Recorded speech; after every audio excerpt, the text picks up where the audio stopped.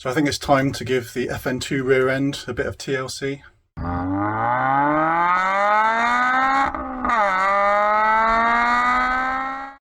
Right YouTube, so welcome to another video. It feels like it's been a long time since I've done any FN2 stuff.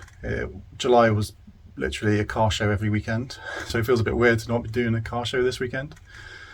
But I've been meaning to do a couple of things on the rear end of the FN2. One of them is a nice new Type R badge. The other one's looking a bit shabby on the R.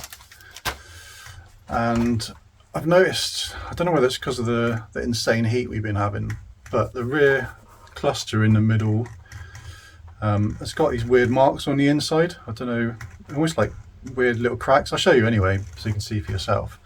I've been trying to figure out how to cover them up, and I'm going to go for some tinted wrap.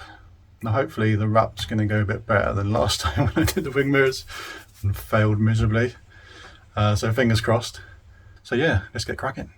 Alright, here's the Type R badge. It's not too bad, to be honest. It's just lots of bits where the paint's come off on the R. Now these are what I was talking about on the rear light cluster. Loads of little weird lines. Some over here as well. They're all like on the inside. So hopefully I'm going to wrap that. I'll have to take the badge off to do it, which is a bit of a pain.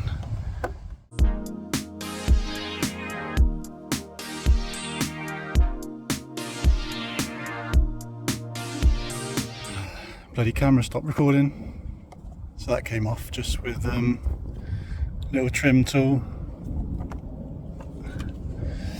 and a bit of heat. Not too much heat obviously, but just sort of take your time. It loosened up the adhesive and you could just peel it away.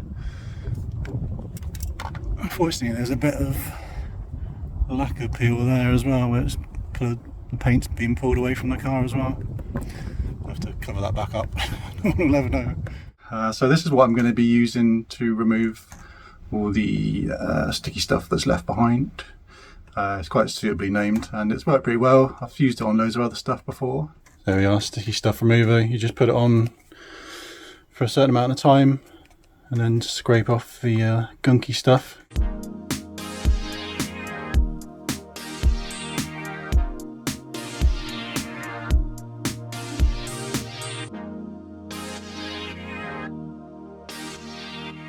Alright, so as you can see, unfortunately there's a little bit of paint damage. It's kind of worn away underneath the R. And that bit's come away, a couple of little specks. So I might just chuck a little bit of paint in there before we stick it back on. It won't be a very good job because I'm really shit at painting cars, I don't know what I'm doing.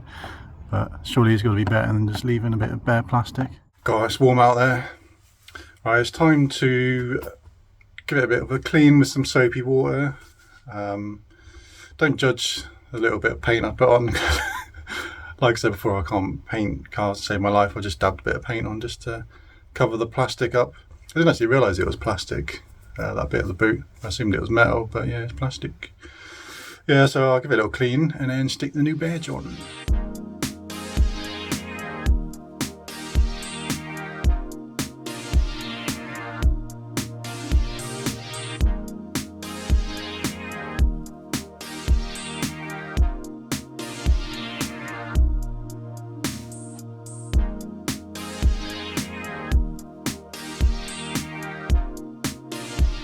Right, there's the relatively easy bit of the video done. Just a little bit time consuming trying to get the old goo off. But yeah, what can you say? Looks pretty good. Nice factory fresh badge on it. So yeah, now time to do the dreaded wrapping. So I've gone for a medium tint. This one has got like an outside layer to it. So from what I can gather, you spray on the solution, squeegee it on, and then you can peel off the actually I'm not sure whether you use heat before you peel that off. Anyway, you'll see in the video in a bit anyway. But yeah, it's pretty hot today, so I'm hoping that doesn't affect it too much. But at the end of the day, it was like £6 for a metre and a half, so it's not the end of the world if I mess it up again. Anyway, be positive, it's going to work.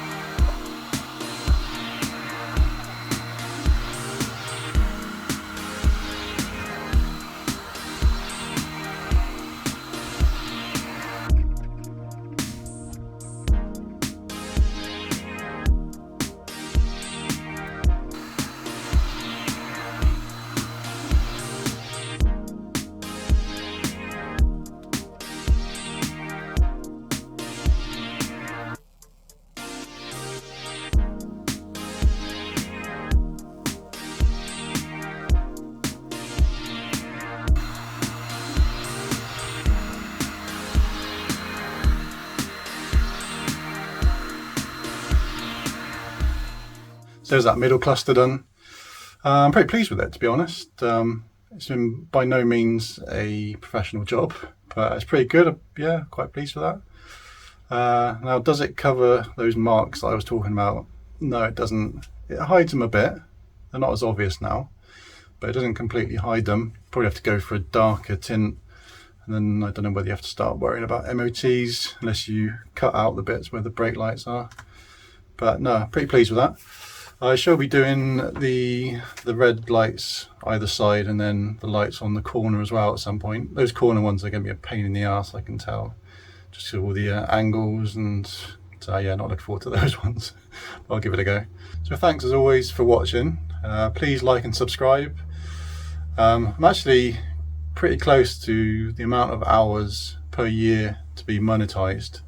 I'm still about 270 subscribers off, so if you're sort of sitting on the fence about subscribing, it'd be awesome if you could. It'd be nice to, I mean, I won't get much money from it, but it'd be nice to get a bit of money to put back into the channel and, you know, make a bit more content from it.